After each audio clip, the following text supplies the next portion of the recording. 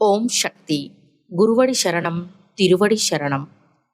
మనం మంత్రతంత్రాలపై విజయం సాధించేది ఒక్క అమ్మవారి కృపతో మాత్రమే.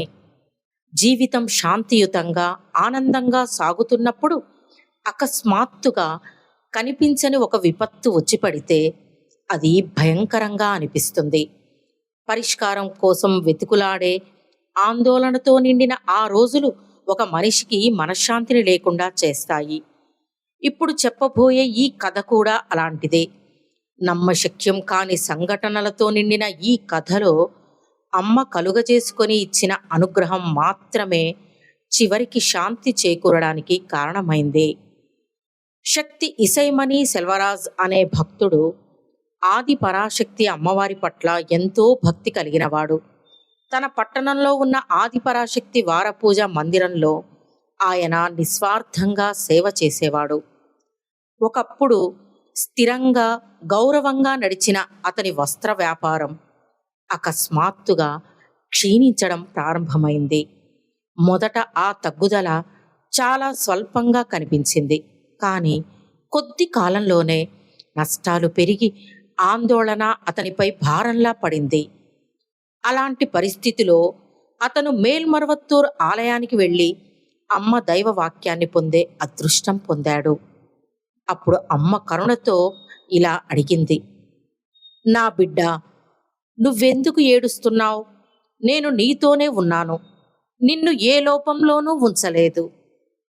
అప్పుడు అతని బాధను ఇలా విన్నవించుకున్నాడు, అమ్మా, నాకు లోపాలు లేవా? నేను పడుతున్న ఈ బాధ మీకు సరైనదేనా? అప్పుడు అతన్ని పరీక్షించే ప్రశ్న వచ్చింది. నా బిడ్డ, నాకు అర్థమైంది. నీకు నా కృప కావాలా లేక సంపద కావాలా? ఆ మాటలు అతని హృదయాన్ని లోతుగా తాకాయి. అప్పుడు అతను, అమ్మా, మీ కృప లేకుండా నేను ఇక్కడ నిలబడగలనా? కానీ ఇప్పుడు నాకు సంపద అవసరం.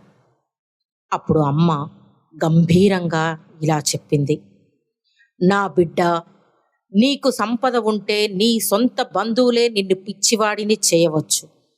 కానీ నా కృప ఉంటే 10 మంది నీ చుట్టూ నిలబడతారు. అయినా నీకు సంపద కావాలని అనుకుంటే ఇక్కడ నుండి ఇంటికి వెళ్ళే లోపే నేను నీకు అపారమైన సంపద ఇస్తాను. కానీ ఆ తర్వాత జరిగే పరిణామాలకు నేను బాధ్యత వహించను. అమ్మ చెప్పిన మాటల నిర్ణయం యొక్క భారమంతా సెల్వరాజ్పై పడింది. అతను వినయంతో నమస్కరించి ఇలా అన్నాడు, అమ్మా, ఎలాంటి కష్టాలు వచ్చినా మీ కృప మాత్రమే నాకు సరిపోతుంది. ఈరోజు మీరు నా కళ్ళు తెరిపించారు. ఇక మీదట మీరే నాకు అన్నీ. అప్పుడు అమ్మ అతనిని ఆశీర్వదించి ఇలా చెప్పింది, నా బిడ్డ, త్వరలోనే నేను నీ ఇంటికి వచ్చి ఒక గొప్ప మార్పు తీసుకొస్తాను. ఇప్పుడు నీవు ఇంటికి వెళ్ళవచ్చు. ఒక మంగళవారం ఉదయం 6:30 గంటలకే అతను తన దుకాణాన్ని తెరిచి కర్పూర హారతి ఇచ్చి పూజ చేశాడు. ఆ సమయంలో ఒక వృద్ధ మహిళ దుకాణంలోకి వచ్చి, బిడ్డ, నాకొక చీర ఇవ్వు అంది. అతను చీర తీసుకురావడానికి లోపలికి వెళ్ళాడు. తిరిగి వచ్చేసరికి ఆ వృద్ధ మహిళ దుకాణం ప్రవేశద్వారం దగ్గర నేలపై ఒక వృత్తాకార గుర్తు గీస్తోంది.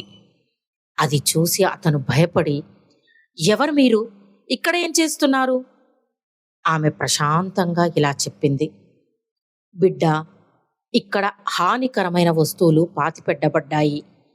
ఈరోజు రాత్రి దుకాణం మూసిన తర్వాత ఒక నిమ్మకాయతో దిష్టి తీసి నేను గుర్తుపెట్టిన ఈ చోట తవ్వించు. అప్పుడు నీకు అన్నీ అర్థమవుతాయి. ఆమె మాటలు ఆ రోజంతా అతని మనస్సులో మారుమ్రోగాయి. ఆ రాత్రి పట్టణం నిశ్శబ్దంగా మారిన తర్వాత ఆమె చెప్పిన విధంగా దిష్టి తీసి ఆ చోట తవ్వించాడు. సుమారు 1.5 అడుగుల లోతులో కొద్దిసేపటికే ఒకదాని తర్వాత ఒక లోహపు పలకలు మొత్తం 13 బయటికి వచ్చాయి. ప్రతి పలకపై మంత్రాలు చెక్కబడి ఉన్నాయి. చక్రాలు గీసి ఉన్నాయి. వాటితో పాటు పొడవైన వెంట్రుకలు, ఎముకలు, ఇనుప మేకులు కూడా ఉన్నాయి. అది చూసి సెల్వరాజు శరీరం చల్లబడిపోయింది.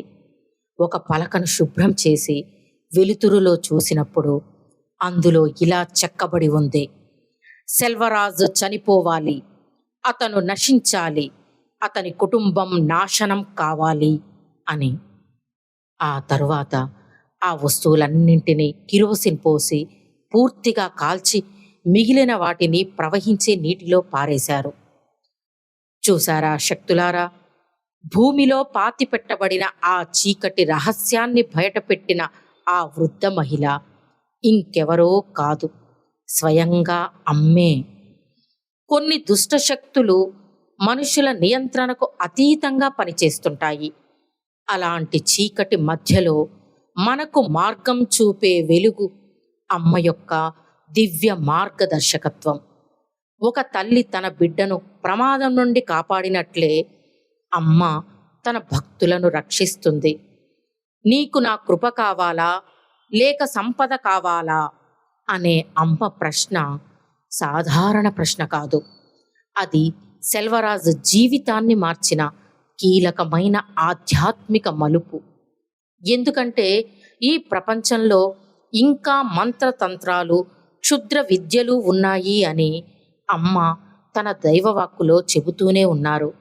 కానీ ఒక్క విషయం స్పష్టంగా తెలుసుకోవాలి: అమ్మ రక్షణ మనతో ఉందనే ధైర్యం, నమ్మకం ఉంటే ఎలాంటి దుష్టశక్తి కూడా మన దరి చేరదు.